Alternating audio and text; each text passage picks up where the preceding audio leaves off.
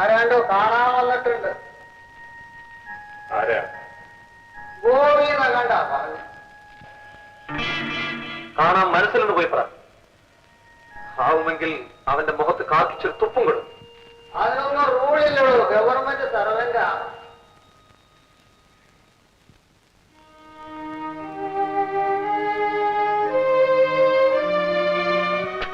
കാണാൻ മനസ്സില്ല എന്ന് പറഞ്ഞു.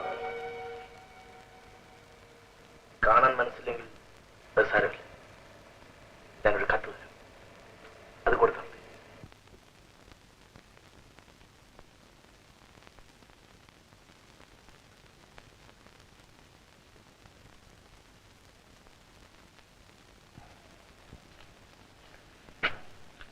അയാള് ഞാൻ പറഞ്ഞത് കേട്ടില്ല. ഈ കത്ത് കൊടുക്കാൻ പറഞ്ഞു. എന്നിട്ട് ആര് വായിക്കാനാ? വേണമെങ്കിൽ ഞാൻ വായിക്കാം. അതിന് റൂൾ ഉണ്ടായിരിക്കും. ദേവിയെ രമാൻ ഇവിടുന്ന് പോയി തരാം. നീ പണം കണ്ടിടാ, ഞാൻ പോയിക്കോടാം.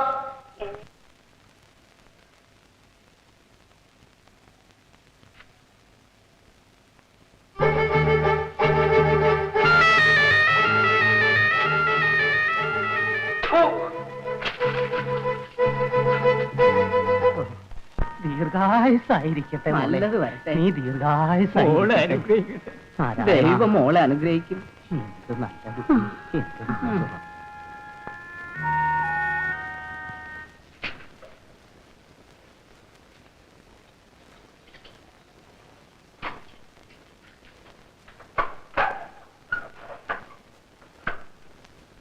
തനിക്ക് പോകാറും ഇത്ര പെട്ടെന്ന് ഇനി റൂൾസിലോ തന്നെ വെച്ചുകൊണ്ടിരിക്കാം.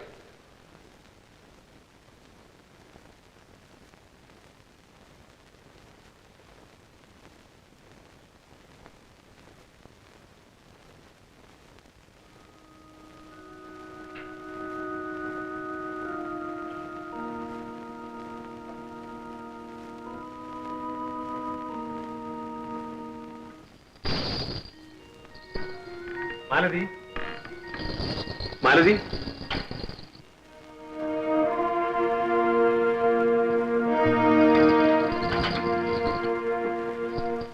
മാലതി. വരൂ ചേട്ടാ.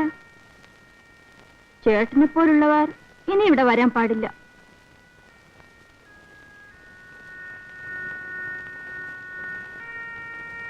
അങ്ങനെ നോക്കാതെ ചേട്ടാ. ഞാൻ എന്താ ഉടുതുമില്ലാതിരിക്കുകയാണോ? ചേട്ടനോട് ഞാൻ കാശ് വാങ്ങിക്കില്ല. എന്താ മാലതി നിനക്ക് സംസാരിക്കുന്നത്? ഞാൻ ചേട്ടനെ നന്നാക്കാൻ ശ്രമിച്ചു, ചേട്ടൻ എന്നെയും. പക്ഷെ എന്ത് ഫലം? ആഗ്രഹങ്ങൾക്ക് ഉണ്ടല്ലോ ഒരതിര്. ഈശ്വരൻ തലയിൽ എഴുതിപ്പോയില്ലേ. ദൈവത്തിന് പോലും ഇഷ്ടമില്ല. പിന്നെ എങ്ങനെ നടക്കും നമ്മുടെ കല്യാണം? അതല്ലേ തക്ക സമയം നോക്കി നിങ്ങൾ ജയിലിലേക്ക് അയച്ചിട്ട് എന്നെ വീണ്ടും ദൈവമാണോ വീണ്ടും ഇതിലേക്ക് അയച്ചത്? നാണമില്ല ഇങ്ങനെ പറയാൻ. എന്നാൽ നിങ്ങളാണ് വാങ്ങിയ കടം തിരിച്ചടയ്ക്കാതെയാണ് നിങ്ങൾ ജയിലിലേക്ക് പോയത്. ആ കടം ഞാൻ തിരിച്ചടച്ചു. എങ്ങനെ? വീണ്ടും സമ്പാദിച്ചു എന്ന് പറഞ്ഞ പോരെ? അവന്റെ മുഖത്ത് വലിച്ചെറിഞ്ഞ് ഞാൻ ആ കടം വീട്ടി.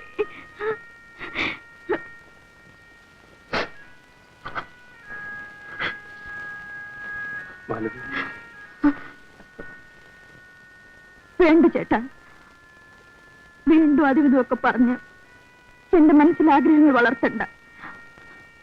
പക്ഷേ നമ്മൾ ഒരുമിച്ച് കഴിഞ്ഞ ദിവസങ്ങൾ ഞാൻ ഒരിക്കലും മറക്കില്ല. എന്റെ ഓർമ്മയിൽ അതൊരു സുഖസ്വപ്നം പോലെ കിടക്കും. കൂടിപ്പോയാൽ 8-10 കൊല്ലം കൂടി. മാർക്കറ്റുള്ളവര് അങ്ങനെ കഴിഞ്ഞുകൊള്ളൂ.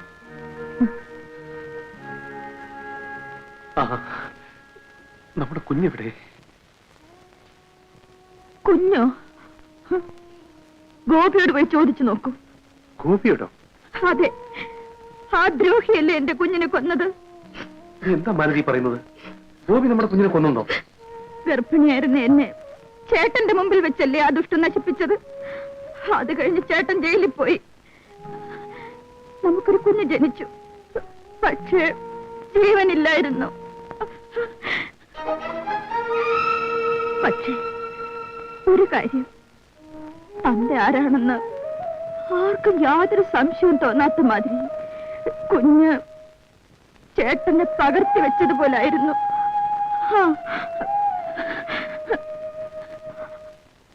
അടുത്ത ജന്മത്തിലെങ്കിലും ദൈവം നമ്മളെ ഒന്ന് ചേർക്കട്ടെ. പക്ഷെ ഗോപിയെ പോലുള്ള ദുഷ്ടന്മാരുള്ളവരെ നമുക്കൊരുമിച്ച് ജീവിക്കാൻ കഴിയില്ല ചേട്ടാ. ഒരുമിച്ച് കഴിയാൻ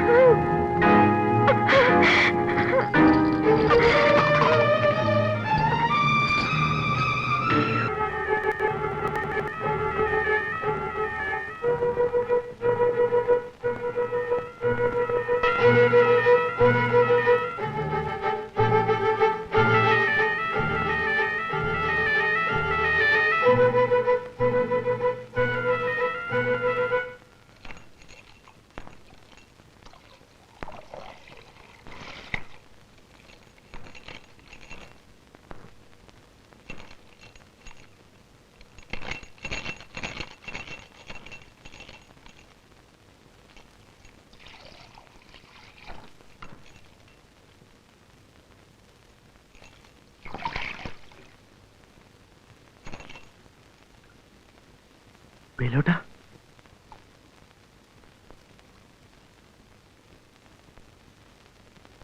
വേലോട്ടിന് എപ്പോ വന്നു?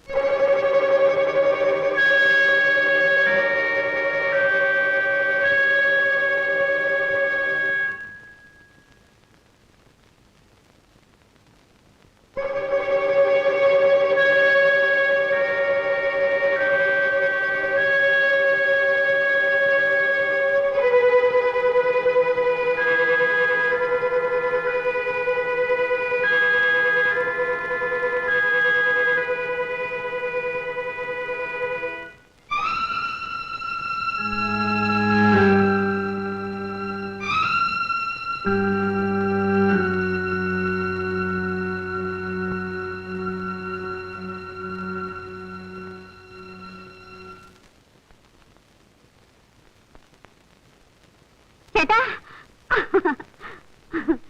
ചേട്ടാ, ചേട്ടാ, എപ്പോ വന്നു ചേട്ടാ? ചേട്ടാ, വേലുവേട്ടൻ ജയിലിൽ നിന്ന് എപ്പോ തിരിച്ചു വരുമെന്ന് ഗോപിയേട്ടൻ കാത്തിരിക്കുകയായിരുന്നു. ഇപ്പൊ പണ്ടത്തെ പോലെയൊന്നുമല്ല, വളരെയധികം മാറിയിട്ടുണ്ട്. ചേട്ടാ, ഞങ്ങളുടെ കല്യാണക്കാരിയൊന്നും അറിഞ്ഞില്ലല്ലോ.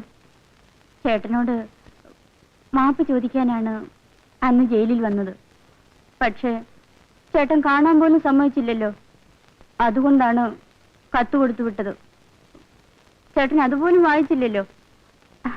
ചേട്ടാ, എനിക്കിപ്പോൾ 3 മാസമാ.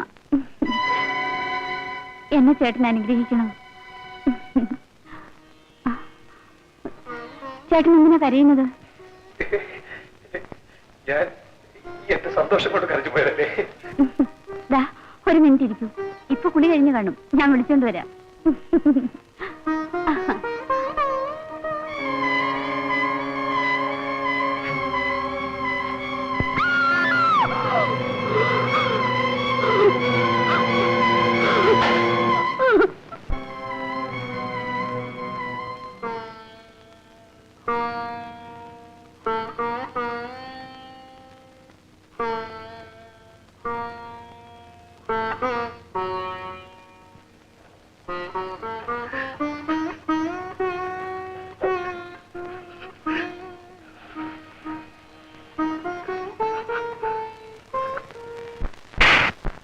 മര്യാദയ്ക്ക് കാശെടുത്തോ, ഇല്ല നിന്റെ മാനം കെടുത്തി കളയും. കയ്യെടുക്കടി. ആദ്യം കാശെടുക്കടാ, പിന്നെ കൈയെടുക്കാം. കേട്ടോ സാറന്മാരെ, എന്റെ അടുക്കൽ പല്ലും കാണിച്ചു വന്നിട്ട് എന്നെ പറ്റിച്ച് കാശ് കൊടുക്കാതെ പോകാൻ നോക്കുന്നു. തണ്ടി എടാ പട്ടി. എന്താണത്? മാറി നിൽക്കണേ. എന്താണിത്? എന്താടി ഇവിടെ? അല്ല സാറ് തന്നെ ഒന്ന് ചോദിക്കണം. കാശില്ലെങ്കിലേ മൂടിപ്പാച്ചടന്ന് ഉറങ്ങണം. പെണ്ണ് പിടിക്കാൻ നടക്കുന്നു കാശില്ലാതെ. ഇവരെ പിടിച്ച് വണ്ടി കയറ്റ്. ആ ശരി, കൊണ്ടുപോയി നല്ല 4 ഇടി കൊടുക്കണം സാറേ. ആ നീ നടക്ക്. അല്ല ഞാൻ വന്നേക്കാം. ഇതുപോലെ 4 പേരുണ്ടെങ്കിൽ എന്റെ കച്ചവടം പൊളിഞ്ഞത് തന്നെ.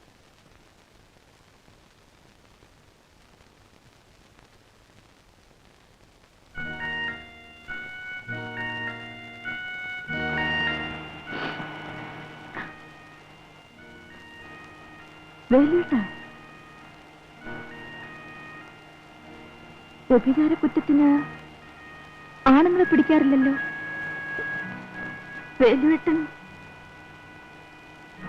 ഞാൻ ഗോപിയെ കൊന്നു. കൊന്നോ? കൊള്ളാം. ഇനിയെങ്കിലും നമുക്കൊരുമിച്ച് ജീവിക്കാമെന്നായിരിക്കും അല്ലേ?